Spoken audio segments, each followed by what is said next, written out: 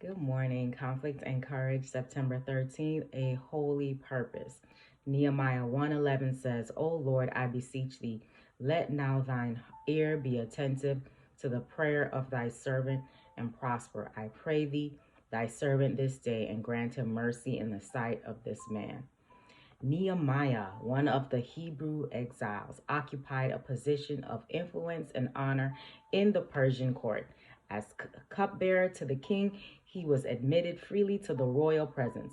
Through this man, God purposed to bring blessing to his people in the land of their fathers. The Hebrew patriot learned that days of trial had come to Jerusalem, the chosen city. The returned exiles were suffering affliction and reproach. The work of restoration was hindered. The temple services were disturbed, and the people kept in constant alarm by the fact that the walls of the city were still largely in ruins. Nehemiah had often poured out his soul in behalf of his people, but now, as he prayed, a holy purpose formed in his mind.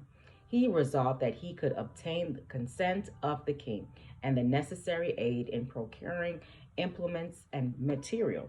He would himself undertake the task of rebuilding the walls of Jerusalem.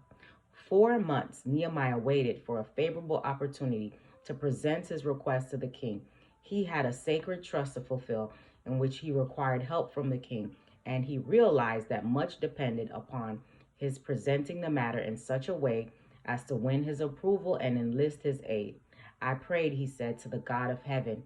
In that brief prayer, Nehemiah pressed into the presence of the King of Kings and won to his side a power that can turn hearts as the rivers of waters are turned. To pray as Nehemiah prayed in his hour of need is a resource at the command of the Christian under circumstances when other forms of prayer may be impossible. In times of sudden difficulty or peril, the heart may send up its cry for help to one who has pledged himself to come to the help of his faithful believing ones whenever they call upon him.